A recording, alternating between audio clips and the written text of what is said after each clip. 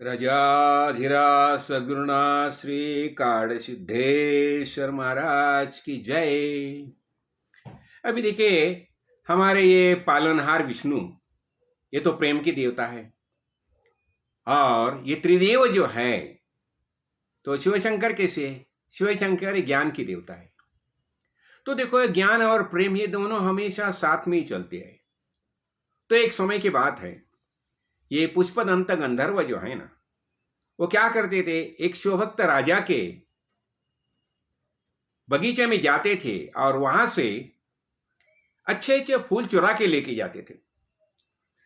एक दिन राजा के ख्याल में आ गया, कोई ना कोई आता है और अपना ये बगीचे में से फूल चुरा के लेके जाता है। फिर उसने क्या किया, वो जो प्रवेश द्वार था ना, वहां शिवा निर्माल्य डाल दी थी। और हमेशा तरक ये पुष्पदंत गंधर्व आ गया और उसने क्या किया, वह फूल चुरा के वो ले जाता था, लेकिन उसने वो शिव निर्माल्य जो डाले थे ना, उसका उल्लंघन किया। तो वो तो अदृश्य होता था, लेकिन अभी अदृश्य होने की शक्ति उसकी लय हो गया, शक्ति का लय हो गया और वो पकड़ा गया।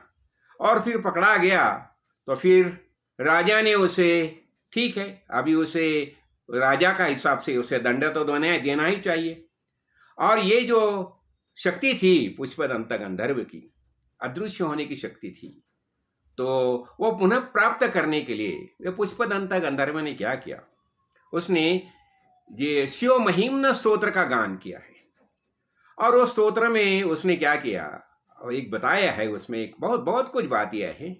तो उसमें खास कर एक ऐसी बात आई है, ये अपना श्री कृष्ण भगवान, अपना विष्णु भगवान जो है, तो वो क्या करते हैं, विष्णु भगवान अभी देखो, ये विष्णु भगवान है तो शिव उसके आराध्य है और शिव जी के आराध्य विष्णु भगवान है।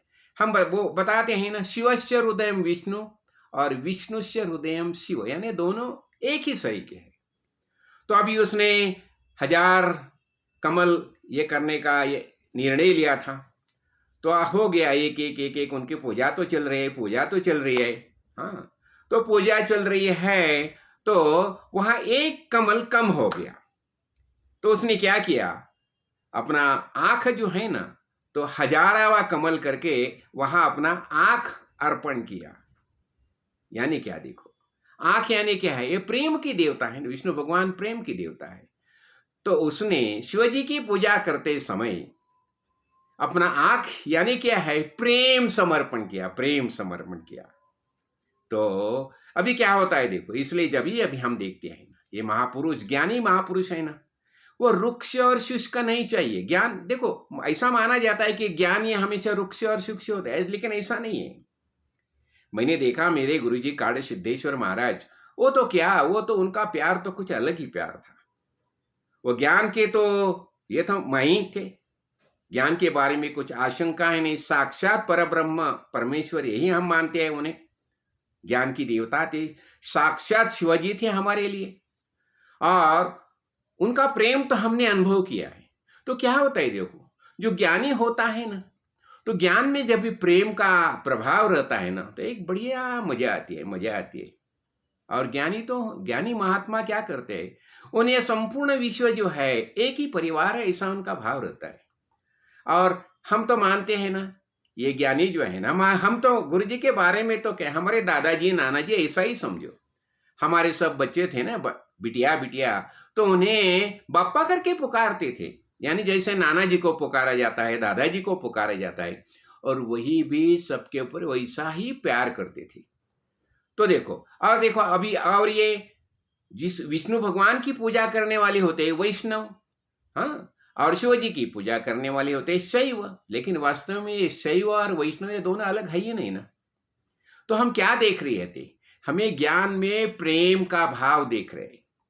तो अभी देखो, ये ज्ञान प्राप्त करने के लिए हमें क्या करना चाहिए, भक्ति करनी चाहिए।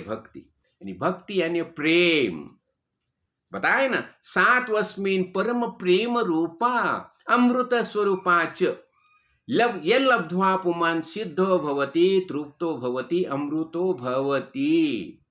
ऐसी भक्ति यानी प्रेम रूपा भक्ति है। तो प्रेम रूपा भक्ति में क्या होना चाहिए? जैसा ज्ञान ही है और वहाँ प्रेम भी है। तो ज्ञान और प्रेम कोई अलग बातें नहीं है, दोनों एक ही है। यानी शिवशंकर शिवजी और विष्णु भगवान पालनहार विष्णु और ज्ञान की देवता शिव, ये दोनों एक ही है। यही हमारा भाव होना चाहिए। तो ये पुष्पदंत गंधर्व ने जब ये शिवमहिम्न स्तोत्र का गान किया तो फिर उसे वह अदृश्य होने की जो शक्ति थी वो फिर से प्राप्त हो गया है।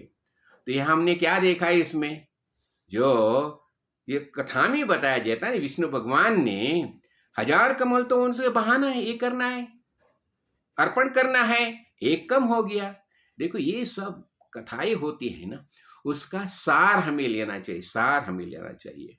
और ये सार समझाने के लिए हमें आत्मज्ञानी महापुरुष की ही शरण लेनी चाहिए। और जब भी हम आत्मज्ञानी महापुरुष की शरण लेते हैं तो वास्तव में वेदांत का सच्चा अर्थ है वो हमें समझाते हैं। तो यह हमने क्या देखा, ज्ञानी कैसा होना चाहिए, उसके प्रेम होना चाहिए, प्रेम होना चाहिए। तो ऐसा ये ज्ञान स्वरूप जो है, ये संपूर्ण विश्व जो है, तो पालनहार विष्णु भगवान सबका पालन कैसा करता है? ज्ञान से ही करता है। हाँ, ज्ञान से यानी प्रेम से करता है। इसलिए जब भी मनु और शतरूपा का निर्माण किया प्रजापति ने, ब्रह्मदेव ने, तो शतरूपा को क्या बताया है? मैं तुम्हें माया, ममता, दया, करुणा, वात्सल्य सब भाव तुम्हें देता हूं।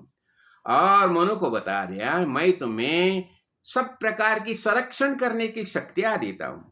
तो इसलिए संपूर्ण विश्व का जो माहौल जो बना है, जो कार्य चल रहा है, वो वसुधैव कुटुंबकम यही भाव से चलना चाहिए।